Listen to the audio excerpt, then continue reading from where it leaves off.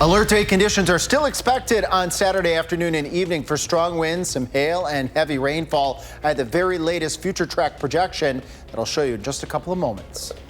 And the woman who stabbed her classmate in 2014 is no longer heading to Sun Prairie, while a mental health facility is denying Morgan Geyser. Plus, artificial intelligence is slowly becoming a part of everyday life. What the tech can do for us and how to protect yourself from scams.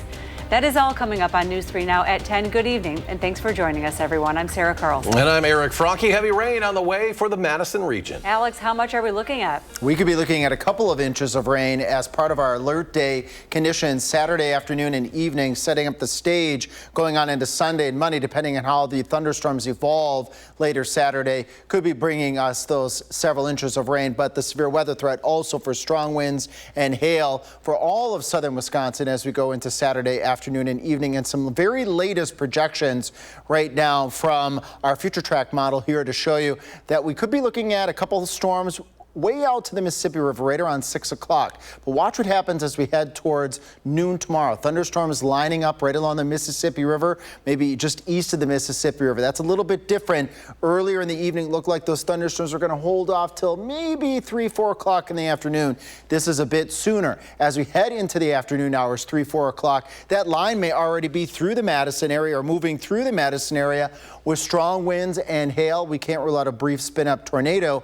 As that line progresses to the east, we may get a break now, as it looks like as we go into the mid to late evening hours. And as the break occurs, as we move into the early morning hours of Sunday, it reignites again as that weather system tries to lift back to the north as a warm front, and even further into Sunday, yet another round of thunderstorms Sunday morning, lasting perhaps up till about noon on Sunday. We'll transition that threat from the severe weather threat, very likely Saturday going on into Sunday, into that heavy rain threat. More on the projection of how much rain you can expect in your neighborhood. I'm going to show that to you when I come back in just a couple of minutes. Okay, thank you, Alex. The woman who's nearly stabbed her classmate to death back in 2014 to appease the fictional character Slender Man will not be coming to Sun Prairie. At the end of last month, a judge approved a plan to release Morgan Geyser to a Sun Prairie facility after objections arose in response to the original plan, which would have placed her mere miles from her victim.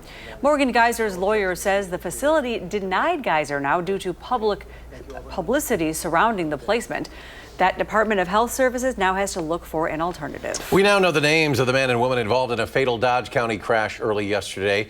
It happened on County Highway A north of Breezy Point Road. A BMW, they say, crossed the center line and struck a Kia. The BMW's driver was identified as Christopher Roll of Portage. He is currently in critical condition at Aurora Summit Hospital.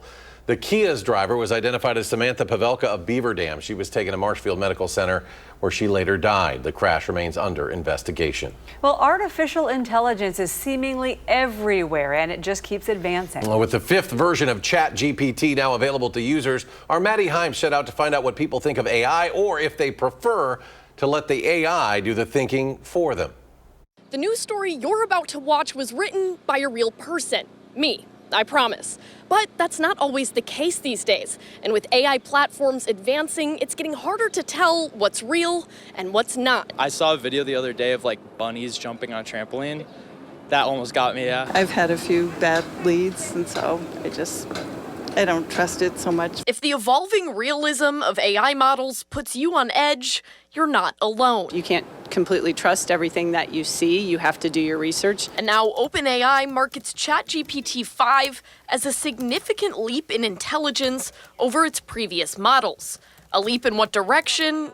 Well, that depends on who you ask. It makes my life easier. If I know it's AI, I kind of run screaming the opposite direction like my hair's on fire. Martin Alvarado is a business and technology librarian with the Madison Public Library. We want people to develop a healthy skepticism. He teaches people how to stay vigilant with what they see online, even putting on an AI class for older adults at the Newbridge Senior Center. Once we talk to people about kind of like the bad effects of AI out there, we want people to explore older adults AI in a healthy way, in a realistic way. Alvarado says as long as it's here. Do you ever use AI?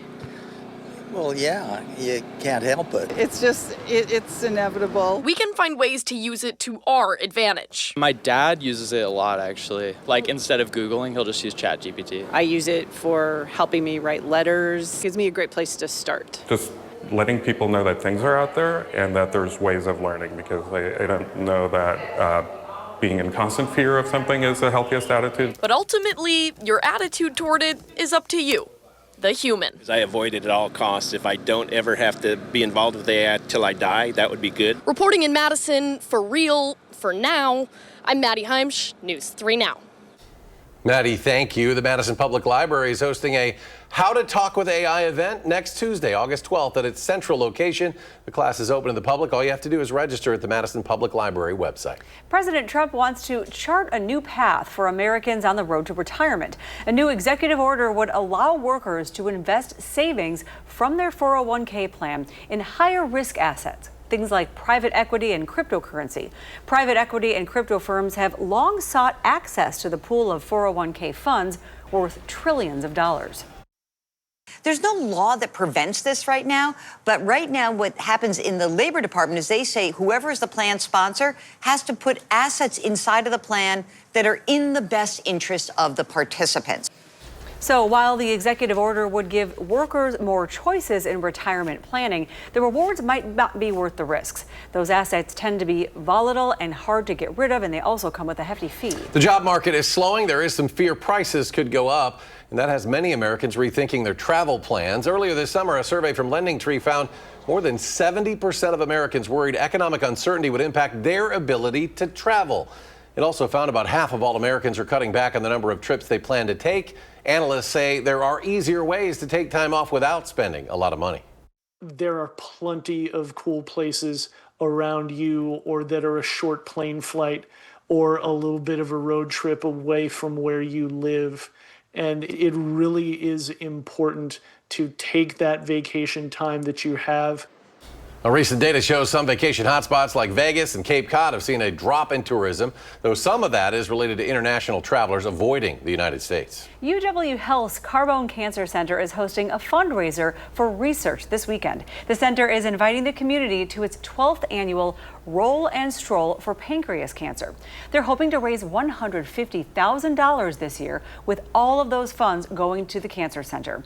Participants can choose between a 5, 25, or 50-kilometer bike ride, as well as a 2-mile stroll and roll or a 5K run. A link to register or donate can be found on our website, channel3000.com.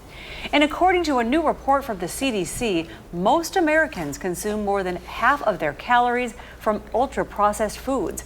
The data shows younger children take in fewer calories from ultra-processed foods compared to older kids, and lower-income adults consume those foods more than adults with higher incomes. Studies have linked ultra-processed foods to things like obesity, type 2 diabetes, and heart disease.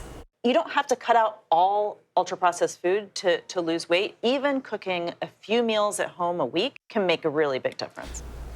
The report describes ultra-processed foods as those that tend to be low in fiber while also being high in salt, sweeteners, and unhealthy fats. The biggest culprits include burgers, sandwiches, sweet baked goods, savory snacks, pizza, and sweetened drinks. Well, the Packers preseason opener set for tomorrow night up in Green Bay. And while we all want to know how long the starters will be on the field, it's really the backups who are going to be in the spotlight. This is right. Senior Packers writer Jason Wilde has more on who to watch.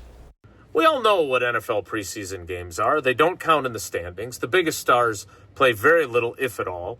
And by the time you're watching the end of the game, you're not really sure who the guys are that you're watching in, say, Packers green and gold. That doesn't mean these games aren't important. And while the number one priority for every NFL team that plays its key players is to get them out of the game healthy, there are plenty of other things to watch in the first preseason game of the season for the Packers on Saturday night at Lambeau Field against the New York Jets. I'm going to give you the 3 positions that I'll be keeping the closest eye on. Number 3 is quarterback. We all know Jordan Love is the starter, but backup Malik Willis, who was terrific last season, Sean Clifford, who spent all of last season on the practice squad, and Canadian import Taylor Elgersma are all fighting for roster spots. And while I think Malik Willis will be the backup again this year, based on what he did last season, The number 3 job clearly up for grabs, and you never know when you're going to need that player to step up. Number 2, at cornerback, the Packers will be missing Nate Hobbs, their big free agent signing at the position, but that opens up even more opportunities for a lot of young guys who are battling for roster spots and opportunities. My eye will be on Bo Melton, who I wrote about at channel3000.com, because he is making the conversion from wide receiver to cornerback, and he's off to a great start so far. Now he gets the test of playing in a game. And finally, number 1, wide receiver.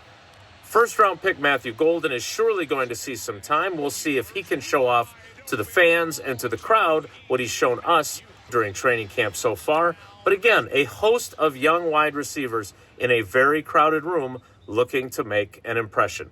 That's what I'll be watching on Saturday night, and I'll be writing about it all at channel3000.com, so be sure to read there for free all of our coverage. And don't forget, while you're there, make sure you sign up for our Packers newsletter, delivered directly to your inbox every day for free. That's it from here in Green Bay. Back to you in the studio. All right, thanks, Jason. Again, the preseason opener kicks off at 7 o'clock tomorrow night at Lambeau Field as the New York Jets make a visit to Green Bay. News 3 Now's Stuff the Bus campaign continues in partnership with the Boys and Girls Club of Dane County. We're helping local students start the school year with everything they need to succeed. Between now and next Friday, we're collecting school supplies to support hundreds of students all across Dane County, and you can help out. Simply drop off your donations at our drop-off sites, Walgreens stores, along with the Boys and Girls Club of Dane County. You can find more information at channel3000.com. Well, still to come at 10, Alex tells us about the alert day conditions headed our way. And a man opens fire near the CDC in Atlanta. What we know after one officer is killed. Stay with us. 3 Now at 10. A man opened fire near the campuses of the CDC and Emory University in Atlanta. One police officer has died. Reporter Dave Malkoff has more from Atlanta. An alert sent to the Emory University community was crystal clear. Run, hide, fight. First reaction is to freak out because something was telling me not to leave the hospital, and I left, and then to see this. But very shocking. Police say a man opened fire near the school, hitting several buildings at the Centers for Disease Control and Prevention headquarters. I heard what I at first thought was maybe construction, people doing roofing work. But the reports just kept coming, and I kind of grew up around guns, and you figure out pretty quickly that this is not a hammer that you're listening to. Police say when it was all over, the gunman and an officer from DeKalb County Police Department were both dead. We don't have any civilians that have been shot in this active shooter incident. Thank God for that. Officers responding to the incident heard gunshots at a nearby drugstore. We later found the shooter on the second floor of the CPS. He had been struck by gunfire. We do not know at this time whether that was from officers or if it was self-inflicted. More than 90 children who are at a CDC daycare are all safe. Dave Malkoff, CBS News, Atlanta. Now, there have been no reports of injuries inside the CDC buildings. And after a week-long manhunt, authorities in Montana say they have captured the suspect in a fatal bar shooting. Search teams spent days combing rugged terrain for Army veteran Michael Paul Brown. This is after a shooting that left a female bartender and 3 male patrons dead at the Owl Bar in the town of Anaconda. Investigators believe the suspect used his own rifle. Officials say more than 250 law enforcement personnel were involved in that search. Just 8 months after the deadly Palisades and Eaton fires in Los Angeles County, residents are facing a new fire. Firefighters in California are tackling one. It's about 60 miles to the northwest of downtown Los Angeles. The Canyon Fire started near Lake Piru on Thursday and has spread rapidly due to strong winds, high temperatures, and extremely dry conditions. By late yesterday, 5,000 acres had burned. We have all the animals in the car, important documents, and we're ready if we got to go. I'm going to try to stay as long as I can to protect my home. Well, the California Department of Forestry and Fire Protection said the Canyon Fire is burning at a rapid speed and threatening power lines and multiple communities. This is the 4th major fire in the state in recent days. An alert day in our forecast for tomorrow. Storms expected to move into southern Wisconsin. Chief Meteorologist Alex Harrington joins us with the timing of this potential severe weather. And it could be a little bit earlier than previously forecasted. I'm glad that you folks are tuning in for this newscast because we do have some updates with Future Track on the potential timing. Saturday afternoon and evening, that's the overall general timing, but let's just hop right in to Future Track, showing you that there will be showers and thunderstorms eyeing up the Mississippi River by the time we get to 6 o'clock in the morning. But this is a bit newer here.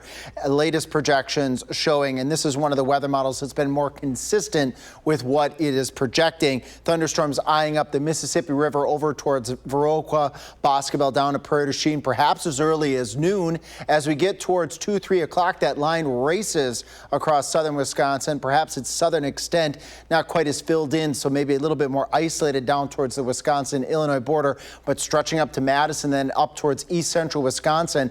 Take note of the line feature. That usually means gusty winds out ahead of that line of thunderstorms. We could have a break, according to some of the latest Future Track model projections here during the mid to maybe even late evening hours before another impulse of energy rides up along this front, igniting more showers and thunderstorms into the early and wee hours of Sunday morning, with yet another batch as we go towards 6 o'clock Sunday morning. And then that line continues to push, or batch pushes through during the daytime hours on Sunday. The threats for severe weather here: heavy rainfall through the entirety of the alert day set of conditions Saturday afternoon and evening. Strong winds would be the main severe weather threat and the leading edge of these potential few lines of thunderstorms on Saturday. And then we transition our severe weather threat to more than likely a heavy rain threat. The more persistent you have shower and thunderstorm activity, it cuts down on some of the energy, but not the humidity to produce heavy rainfall. Nonetheless, Saturday, level 2 out of 5 risk means that scattered severe thunderstorms are expected across southern Wisconsin. And then here's that transition that I think is going to be the mode that we get into Saturday night going into Sunday and maybe even into Monday. A high threat, a high risk here for excessive rainfall, which could lead to some localized flooding and perhaps some flash flooding. And I said earlier in first weather that I would let you know here during this main weather here, how much water could we be looking at? Repeated bouts of thunderstorms could be giving us 2 to 4 inches of rain across southern Wisconsin. We can't rule out a couple of isolated localized areas of heavier amounts where you have more persistent heavy shower and thunderstorm activity. So this is going to be a wet period for southern Wisconsin, and because of the potential for flooding, we do have that flood watch in effect for pretty much the entire WISC viewing area as we go from Saturday night into Sunday going on into Monday. So transitioning from that severe threat on Saturday to the heavy rain threat Sunday, Monday. Nonetheless, even if it's severe thunderstorm warnings or flash flood warnings, you should have that First One weather app handy, and of course have your remote ready to tune in to Channel 3 for any cut-ins that we might have to do tomorrow. Okay, could be a busy one. They should already have the station at Channel 3, but we don't want them to. That's very true. Remember that. Don't turn from Channel 3. Turn on the TV. Keep it here. Channel 3 be right Turn there. it to 3 and get rid of the remote. That's what we want. There you go. All right, Thanks, Alex. We'll keep an Yeah. eye on things tomorrow, Sure. though. Coming up next in sports, the next Derrick Henry, the eye-opening remarks made about the former Badger running back Braylon Allen as he returns home for tomorrow's game against the Packers.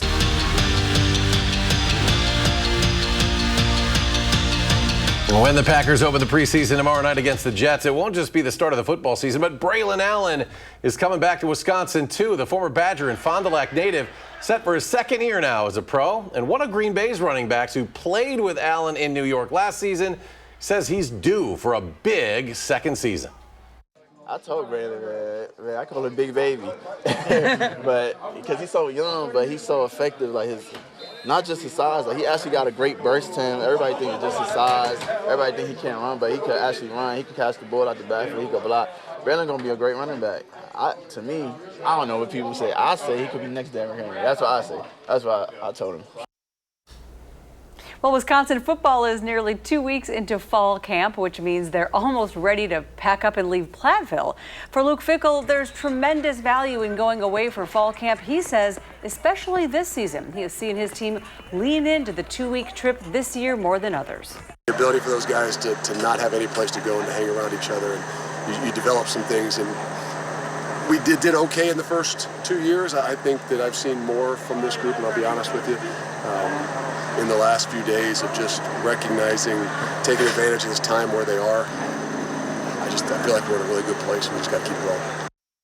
And we are less than 10 days away from the Badger volleyball team being back on the court. Bucky opens the season as the 8th-ranked team in the nation with a whole lot of new faces. Keeping your culture after rebuilding your roster in the transfer portal. That's the challenge of college sports these days.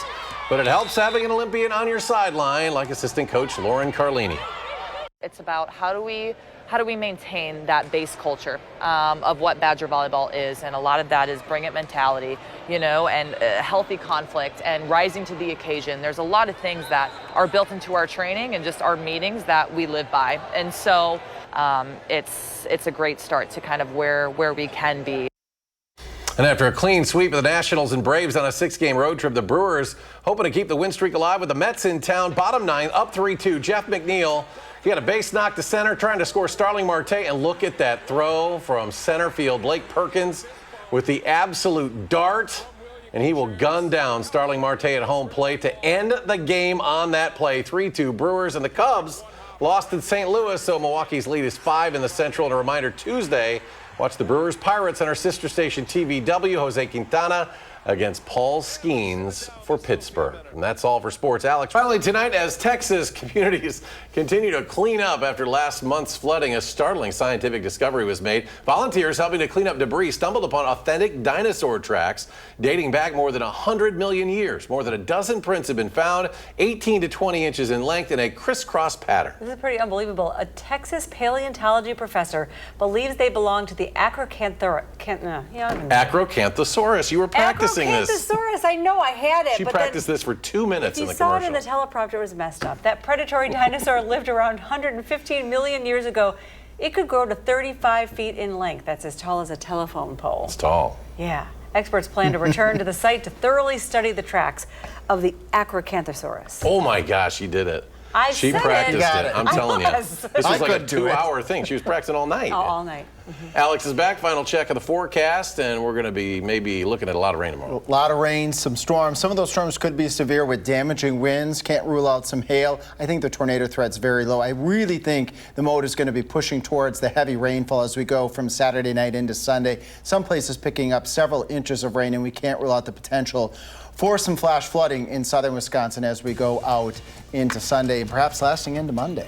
All right, thank you, Alex. And the Late Show with Stephen Colbert is up next. Next newscast tomorrow morning at 4:30. You can always find us streaming 24/7 on Channel 3000 Plus with or without an Acrocanthosaurus.